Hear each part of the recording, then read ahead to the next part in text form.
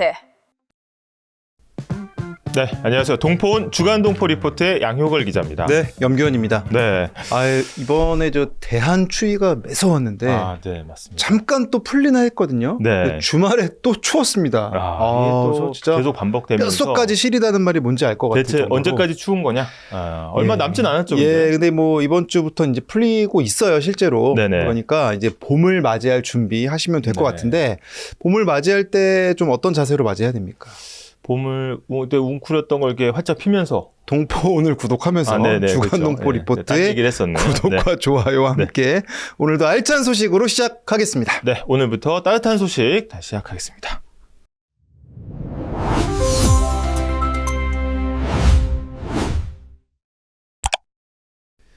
네, 각국의 소식들 빠르게 정리해드는 시간이죠. 글로벌 헤드라인 5 보겠습니다. 네, 첫 소식부터 보겠습니다. 네, 첫 소식이죠. 네. 8일 조기 총선 자민당 승리, 다카이치 열풍 통했다라는 소식이죠. 아니 이게 자민당 승리를 예견하긴 했으나 이겨도 너무 이겼습니다, 이번에. 네, 이번에 굉장히 크게 이겼고 1986년 이래로 가장 많은 의석을 집권 여당이 차지했습니다. 이번에 이제 조기 총선 전에 나온 전망인데 이 그래프를 좀 보시면 네. 일단 이 의석 수에 따라서 이게 261석만 돼도 절대 안정 다수석이다. 뭐 이런 의견이 있었거든요. 네. 근데 이번에 316석. 네. 거의 뭐 3분의 2의 의석을 차지해버렸죠. 맞습니다. 이게 의미가 있는 거는 어쨌든 연립여당이라고 하는 일본 유신회까지 합치면 340석을 이제 넘기 때문에 어떻게 보면 헌법에 개헌할 수 있는 발의가 3분의 2 이상인데 이 의석을 넘었습니다.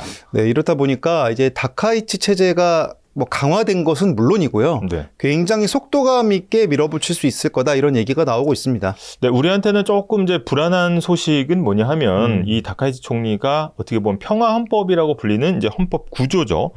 이걸 개정해서 전쟁이 가능한 국가로 이제 헌법을 바꾸겠다는 얘기를 이제 줄곧 해왔단 말이죠. 근데 헌법 개정이 가능한 이제 그 의석수를 넘었기 때문에 주변국들도 당연히 좀 긴장을 할 수밖에 없는 상황입니다. 네, 평화헌법 구조 간단히 좀 말씀을 드리자면 일본 헌법 구조에는 굉장히 이례적인 조항이 있습니다. 뭐라고 돼 있냐?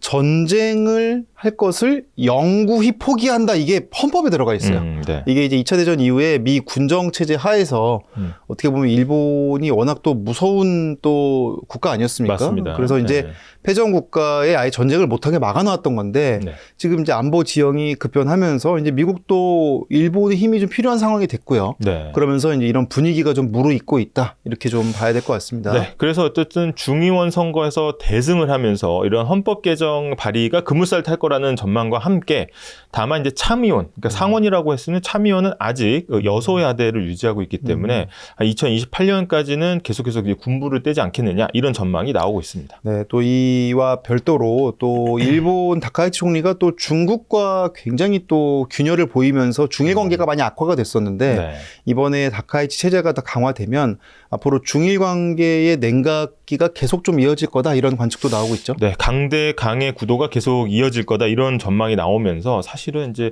어떻게 보면 한중일 굉장히 복잡한 관계가 되고 있고 그다음에 긴장감은 그 어느 때보다 좀 높아지고 있다 이렇게 볼 수 있겠습니다. 우리나라 입장에서는 사실 중일 간에 그렇게 긴장 상태가 이어지면 또 어떻게 보면은 양쪽에서 또 다 러브콜을 할 수 있는 또 그런 지형도 만들어질 수 있습니다. 네, 반면에 맞습니다.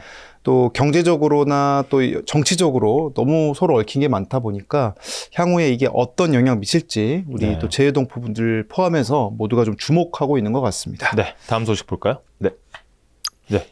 국내 소식이죠. 다주택자 양도세 중과 유예 종료. 한국 부동산 상황은 이렇게 되었습니다. 네, 지금 아마 이제 오랜만에 또 시세 검색하시는 재외동포분들 깜짝 놀랐다는 분들이 많으세요. 네네. 왜 이렇게 많이 올랐냐? 뭐 부동산 가격이 너무 빨리 올랐다.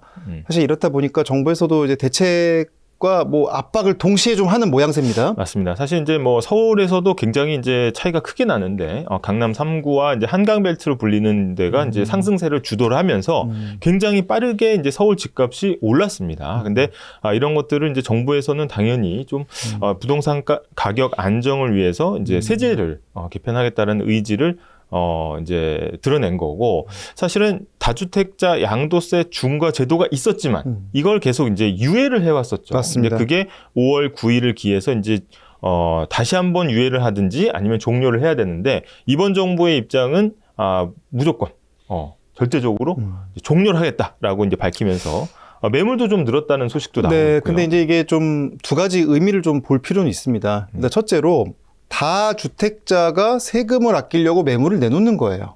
그러면은 자, 예를 들어서 100원짜리 집이 있고 50원짜리 집이 있습니다. 어떤 집을 내놓을 것 같아요? 50원짜리 집을 내놓지 그렇죠. 않을까요? 아무래도 네. 재산 가치가 높은 이제 100원짜리를 놔두고 50원짜리를 내놓는 효과가 있을 거다. 그러면은 너도 나도 100원짜리는 안 내놓으면 오히려 고가 주택은 더 견조해지는 거 아니냐, 이런 관측도 있고, 또 다른 한 축에서는 특히 이제 은퇴를 이미 한 이제 노년 부부나 이런 가정의 경우에는 100원짜리 집은 이미 많이 올랐거든요. 네. 그러니까 세금을 좀 아끼기 위해서는 차라리 100원짜리를 팔고, 좀 우리가 흔히 다운사이징이라고 하죠. 네. 50원짜리 집으로 이사가는 이 두 가지 흐름이 좀 혼재되는 양상이 나타난다, 이런 분석이 좀 나오고 있습니다. 맞습니다. 근데 어쨌든 정부의 메시지는 굉장히 명확하기 때문에 다주택자들이 집을 팔라. 5월 9일까지. 그렇지 않으면은 아마 보유세를 예고를 하면서 굉장히 버티기 힘들 거다라는 이제 굉장히 그러니까 강한 어조로 이재명 대통령도 이제 예전 트위터를 통해서 계속해서 메시지를 내고 있습니다. 네. 근데 또 이런 와중에 어쨌든 다주택자들이 매물을 많이 내놓고 그게 매매가 되면 그만큼 이제 또 임대 물건은 사라지는 거기 때문에 또 서울의 전세 가격은 계속 오름세다. 또 이런 분석도 함께 나오고 있죠. 네. 그래서 뭐 여러 가지 분석이 나오고 있는 가운데 다주택자들이 매물 내놓을 것이다. 아니다. 계속 이제 버티기에 들어갈 것이다. 의견이 이제 분분한 상황입니다. 네. 그래서 6월에 대한민국도 선거를 또 앞두고 있습니다. 그렇다 보니까 또 민심을 또 살필 수밖에 없는 게 정치권의 생리다 보니까 아무래도 이 부동산 민심에 관한 또 어떻게 보면 굉장히 세심하게 좀 노려보고 있는 거다, 이렇게 좀 분석도 나오고 있습니다. 네. 다음 소식 볼까요? 네, 다음 소식 보겠습니다. AI 에이전트 전용 커뮤니티의 몰트북 파일 보안에 유의, 이렇게 나왔습니다. 네, 이 몰트북이 일단 뭔지 좀 봐야 될 것 같은데, 네. 일단 우리가 얼굴북은 알죠? 네. 미국의 얼굴북, 얼굴북. 페이스북 같은 우리가 이제 흔히 SNS는 아주 일반적인데, 이게 북은 북인데 몰트북. 네. 사람은 못 들어가는 북이다. 네. 이런 얘기죠. 맞습니다. 이제 우리가 SNS 상에서 뭐 사진 찍어서 많이 올리기도 하고 글을 써서 올리기도 하고 다른 사람 공유도 하기도 하고 이렇게 이제 소셜 네트워크를 많이 사용을 하는데 이게 AI 버전이 이제 몰트북입니다. 네. 몰트북에서는 AI 에이전트만 글을 쓰고 공유하고 댓글 달고 할 수 있고 사람의 개입이나 이런 것들은 원칙상 안 되는 것으로 돼 있기 때문에 AI들의 자유 게시판 이라고 보면 되겠습니다. 제가 여기 글을 좀 읽어봤는데 일단 재밌긴 재밌어요. 약간 그 우리 인간들의 말투를 거의 흉내를 내서 오늘도 연산 노가다 뜬 썰 푼다, 뭐 이런 식의 어떤 그런 네네. 얘기들이. 네. 근데 이게 저는 이제 두 가지인 거죠. 하나는 이게 진짜 AI가 어떤 판단과 사고를 가지고 쓴 거냐, 아니면은 어떤 인간 사회의 글들을 그냥 잘 모방하는 게 또 특성이니까 네. 단순 모방해서 좀 재미를 소비하는 거냐, 여기에 대한 좀 의견이 좀 엇갈리는 것 같아요. 네, 이제 그런 논의도 있고요. 그러니까 이게 과연 이제 AI들이 생각해서 쓰는 것이냐? 당연히 아니겠죠. 아니고 어떻게 보면 인간의 어떤 이제 패턴을 학습한 AI들이 이제 그럴듯한 글들을 올리는 건데 그게 또 인간들이 보는 재미는 있단 말이죠. 그렇죠. 근데 이제 이 몰트북이 우리한테 남기는 여러 가지 문제점 중에 하나는 사실 이제 이 보안 문제가 굉장히 취약하다는 겁니다. 그렇죠. 그리고 생각보다 굉장히 인간의 개입도 굉장히 빠르게 될 수가 있고, 그래서 이 몰트북이 우리한테 이제 남긴 교훈은 이게 AI의 보안 취약이 극단으로 갔을 때 이 과연 어떻게 될 것이냐를 좀 보여주는 사례다라고 있습니다. 네, 저 국내에는 뭐 머슴이라고 하는 비슷한 네. 사이트도 생겼다고 하는데요. 네. 이제 약간 유행인 건 맞는 것 같아요. 네. 근데 이와 별개로 최근에 이제 그 오픈클로우라고 해서 이제 PC를 원격 통제할 수 있는 이제 프로그램, AI 프로그램이 많이 확산이 되면서 뭐 특정 또 데스크탑 PC가 품귀 현상을 빚기도 하고 있거든요. 네. 이런 식으로 이제 내가 단순히 채팅창을 통해 일을 시키는 게 아니라 내 컴퓨터 자체를 통제할 수 있도록 하는 형태의 에이전트가 네. 계속 개발이 되면서 그 보안 네. 사실 보안 취약점이 거기서 나오는 건데요. 이제 자신의 PC의 이제 통제권을 AI한테 넘겨주면서 어떤 개인 정보라든지 구매 내역이라든지 이런 것들이 통째로 좀 털릴 수도 있다. 보안 취약점이 드러났다라고 이야기하는 사람들도 많이 있습니다. 네, 그래서 분명히 지금 올해 2026년은 좀 변곡점은 맞는 것 같습니다. 본격적인 AI 에이전트 시대로 옮겨가고 있는데 그 와중에 어떤 변화의 한 복판이 아닌가 그런 생각이 드네요. 네. 네, 다음 소식 볼까요? 네, 아까 소식과 조금 이어진 소식일 수도 있는데 춘제 앞두고 방한 중국인 급증 25만 명 한국 러시. 네, 춘절 우리로 치면 이제 설 연휴 아니겠습니까? 맞습니다. 네, 깁니다. 그리고 춘지에 네. 춘지에입니다. 춘지에 앞두고 당연히 이제 장기 휴가가 있으니까 여행 가는 거는 뭐 인지상정인데 중국 입장에서 볼 때는 해외여행 많이 가겠죠. 맞아요, 맞아요. 2월 15일부터 23일까지가 일단 춘제 연휴라고 그래서 합니다. 제가 중국인이라고 쳐볼게요. 네. 춘지에다 오늘 춘지에다 그러면서 쫙 봤어요. 여기 일본이 있네. 일본을 가려고 하니까 어떤 상황입니까 지금? 지금 중일 관계가 안 좋은 상황이에요. 네.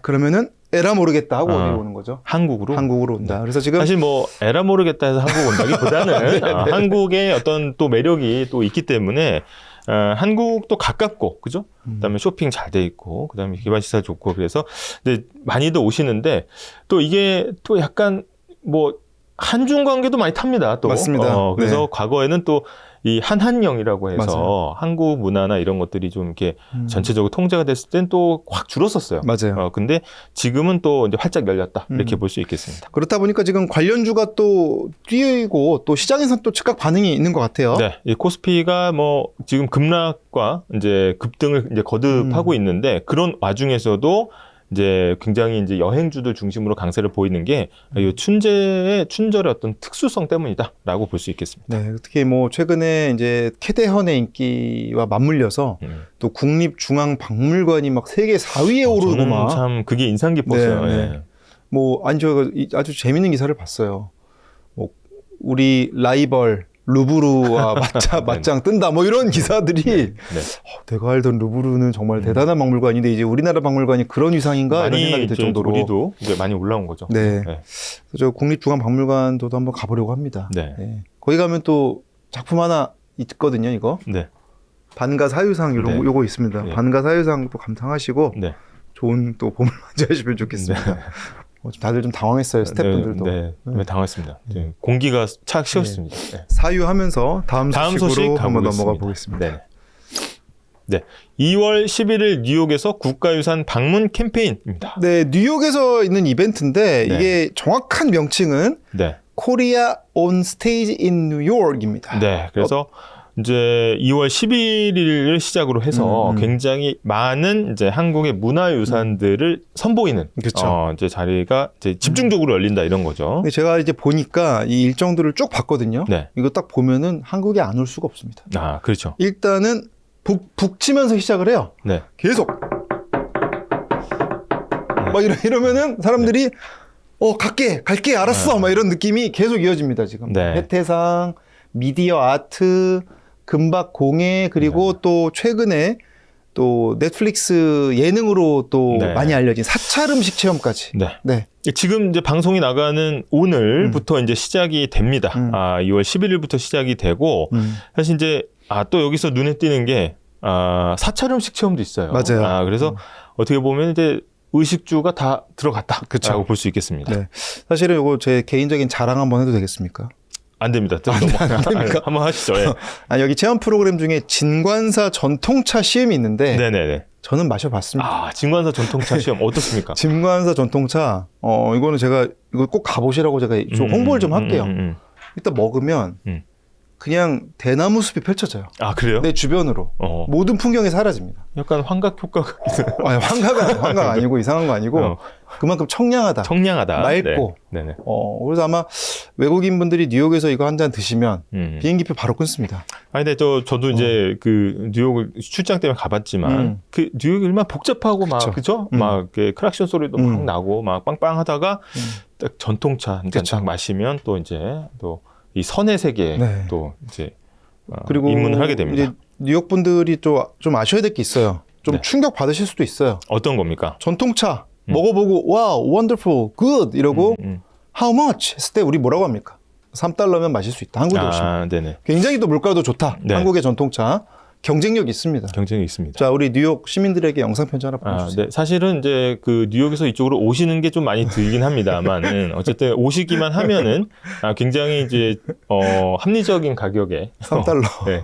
선의 세계에 이제 입도를 할 수 있다라는 거고 또 이게 어떻게 보면은 요때 딱 집중적으로 이루어질 때 한번 집중적으로 체험하는 게 매체나 이런 걸 보는 것보다 훨씬 강렬할 맞습니다. 수가 있습니다. 그래서 예, 2월 11일부터 네. 스테이지 인 뉴욕, 코리아 온 스테이지 인 뉴욕이고요. 지금 이게 뭐 뉴욕 한인회와 또 협업을 통해서 또 진행이 된다고 하니까 네. 저희가 기회가 되면 한번 인터뷰도 한번 잡아보겠습니다. 네. 그래서 어떤 행사들이 가장 인기가 있었고 음. 어떤 반응들이 나왔는지도 한번 저희가 취재를 한번 해보도록 하겠습니다. 네, 이렇게 해서 지금까지 글로벌 헤드라인 5 살펴봤습니다. 네.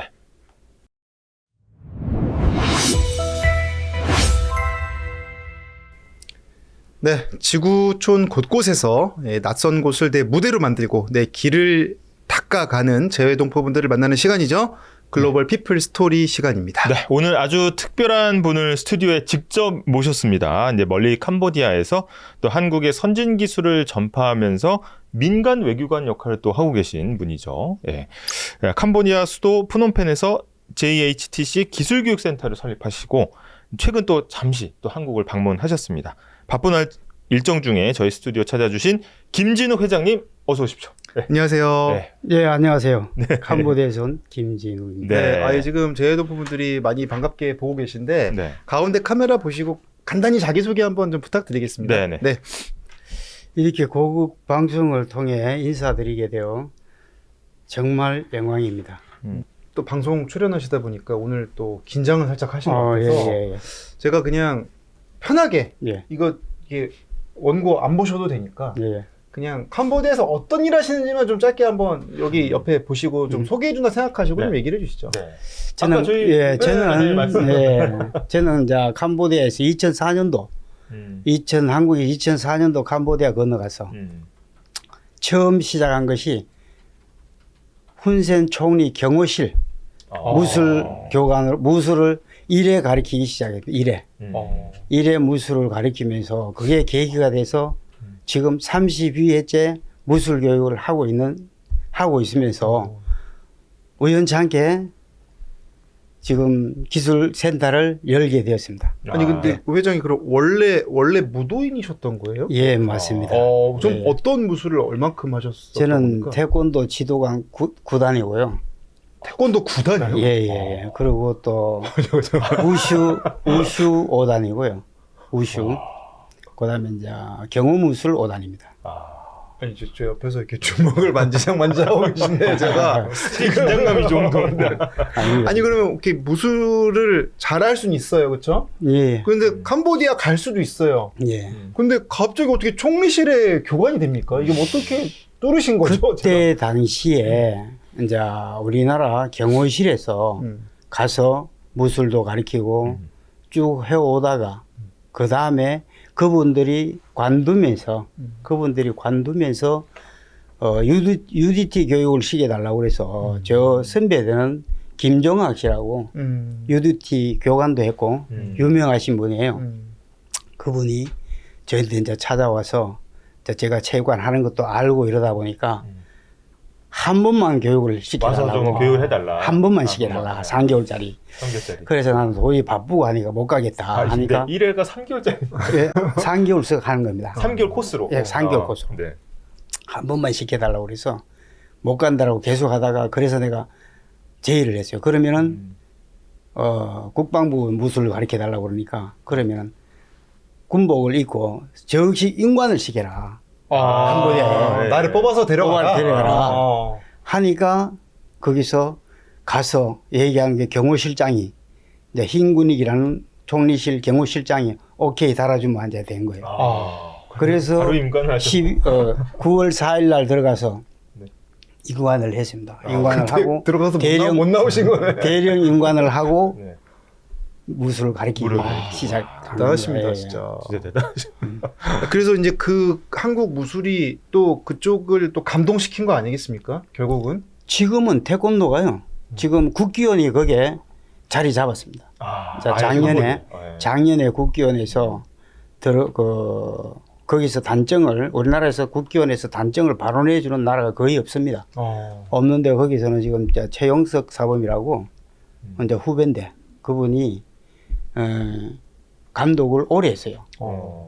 2014년에 국왕이 주는 최고 훈장도 받으셨다고. 예, 받았습니다. 그것도 최고. 이런 활동의 어떤 그렇죠, 네. 그렇죠. 아. 거기서 이제 무술 교육을 계속 시키고 하다 보니까 네. 국왕뿐만 아니고요. 국왕이 최고 훈장 주는 것뿐만 아니고 이제 총리 훈장 6개를 받았습니다. 다 받았습니다. 거의 다. 아. 어떻게 보면 예. 저 인생이 바뀌신 거네요. 2004년. 딱 3개월 그거 딱.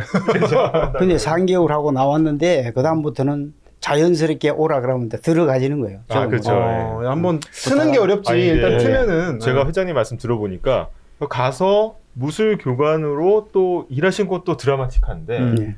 지금 또 기술교육센터를 또 이렇게 개소를 한 것도 또 굉장히 또 드라마틱한 것 같아요. 예. 어떻게 이게 무도인이 어떻게 기술 교육까지 또 가시게 된 거지. 네. 있다가 보니까 네. 생활을 캄보디아에서 하다 보니까 우리나라에서 이 업체뿐만 아니라 이세번 기술 쪽에 종사하시는 분들이 찾아와서 정부하고 해서 도와달라고 하면은 준비를 다 해줍니다. 근데 안 와요. 마지막에 나가면 또 안 와. 그래서 이게 뭔가 싶어서 제가 나와서 삼성에 들어갔어요. 네. 거제도 삼성에 네. 들어가서 상담을 했어요. 자, 그 전부 들어가서 상담을 하다 보니까 할 수 있으면은 캄보디아에 한번 해봐라. 아예 기술교육 기술 학교를 세울 수 있으면 그래서 캄보디아, 라오스, 방글라데시 세 군데 캄보디아만 한 게 아니고 세 군데를 하게 됐습니다. 예, 그래서 시작을 하게 됐습니다. 그러면 거기서는 제가 외람되지만 어떤 기술들을 좀 가르쳐 주나요? 용접하고 용접도 이제 산업기술. 다른 데는 들어갈 수 없고 이세번 3라고 그 4년 8개월짜리 4년 8개월짜리 조선소만 들어갑니다. 용접, 전기, 페인트. 아니, 교육을 4년 8개월 동안. 아니에요. 교육을 합격한 사람만 나오는데 나와서 한국에서 일할 수 있는 기간이 4년 8개월짜리 비자예요. 취업 연계 취업. 교육이네요. 예, 취업. 그러면은 취업하기 위한 교육. 그 현지에서는 반응이 좀 뜨겁겠네요. 들어가려고. 아이, 지금 대단하죠. 예. 왜냐면 취업이 또 연계가 되니까. 3개월, 4개월 교육에서 한글하고 그 실기를 배워서 나와서 들어가게 되면은 자기네들이 생활하다 보면 여기서 돈을 벌어가면은 뭐 땅사 뭐 뭘 해도 할 수 있는 가족들 부양도 하고 부양은 뭐 1번이지만은 여기서 4년석, 6년석 이래 있던 분들이 땅 사서 뭐 건물 짓고 하는 거 보면 대단합니다. 여기서 이제 보험도. 네, 말씀을 들어보니까 이게 단순히 용접만 가르치시는 건 아닌 것 같은데 JHTC에서 좀 강조하시는 뭐 교육 철학이나 또 좀 강조점이 좀 있으실까요? 강조라기보다는요. 제가 이제 한국에 다른 분을 또 일자리를 위해서 내가 보내보고 하다 보니까 첫째 뭐가 문제냐면은 언어가 문제다. 언어가 일을 시키려고 그러니까 대화가 안 되니까.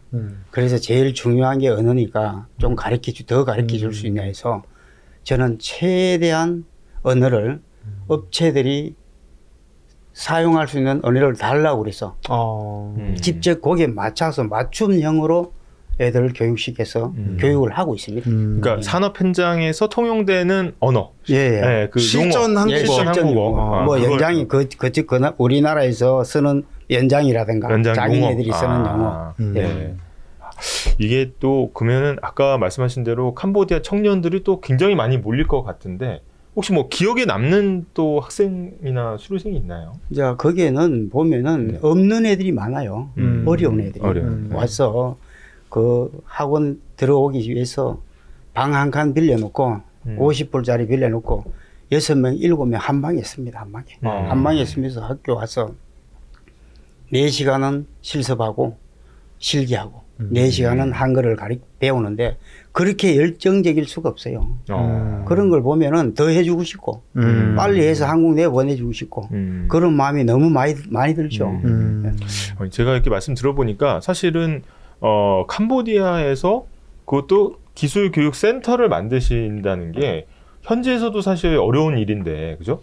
이게 굉장히 좀 기존에 쌓아온 어떤 신뢰라든지 그런 게 있어서 솔직히 가능한 것 같아요. 그러니까 그냥 한국 기업이 가서 세우려고 해도 못 세우는 거잖아요. 그죠, 이건? 그렇죠. 한국의 이제 대기업에서 현대나 이런 데서 뭐 베트남이나 이런 데 세워놓은 곳은 있어요. 있지만은 개인이 세우는 데서는 동남아에 제가 처음이라고 지금 생각을 합니다. 하고 세울 때는 정부랑 우리나라도 그렇지만은 캄보디아 노동부나 이런 쪽에서도 많이 도와줬기 때문에 윗선에서 많이 도와주고 또 준비를 한번 해보라고 또 권장을 했기 때문에 만들지 않았나 싶습니다. 혼자 만든 것이 아니고 여러분이 도와주셔서 만든 겁니다. 아니 이게 또 겸손하게 말씀은 하시지만 또 얼마나 많은 일이 있었겠어요. 그렇죠. 지난 20년 네. 넘게. 그래서 정말 그거를 어떻게 이겨내셨겠는지 제가 감히 상상이 안 되는데 네.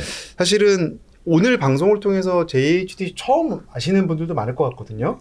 혹시 고국에 있는 또 기업들 또 관련 종사자분들께 좀 한 말씀 해주신다면 어떤 방법 해주실 수 있을까요?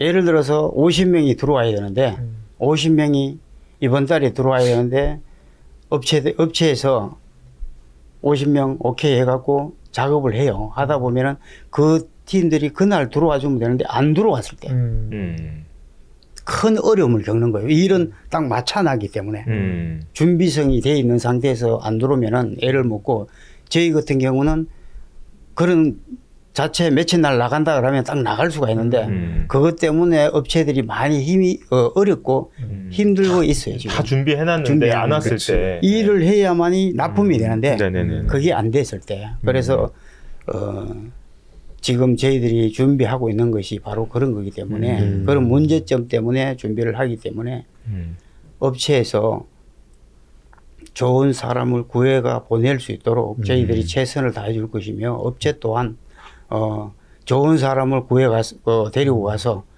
일을 많이 물량을 많이 해서 업체에서도 좋은 결과가 있기를 바랍니다. 이게 또 한국에서는 일할 사람이 부족하고 예. 또 캄보디아에서는 또 일하고 싶은 사람 많고 하니까 또 이 가교 역할을 또 해주시는 거죠, 회장님이. 그렇죠. 그래서 좀 우리가 이제 흔히 상투적으로 뭐 민간 외교관이다 이런 말 많이 해서 저희도 아까 소개를 그렇게 했는데 네. 이 말씀 듣고 보니까 진짜 외교관보다 더 많은 일을 하신 게 아닌가 싶은 생각이 들어요. 네. 예. 예. 여기서 엄청 많이 했죠. 이것저것 정말로 20년 동안 안 해본 거 없이 거기서 좋은 뭐 남들도 많이 도와줬고 그다음에 어쩌면은 정말 명관 외교 한 것입니다. 한국.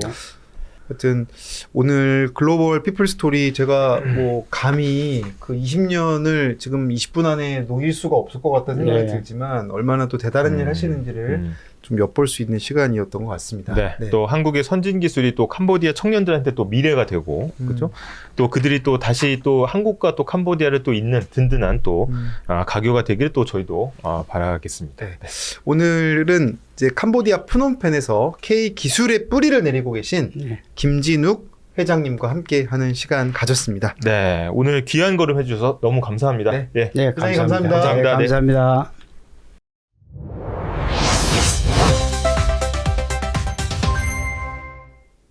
제동포청의 다양한 정책을 알아보는 시간이죠. 동포청 브리핑룸입니다. 네, 오늘도 이제 도움이 되는 소식들로 꾸며봤습니다. 네, 첫 번째 소식 보겠습니다.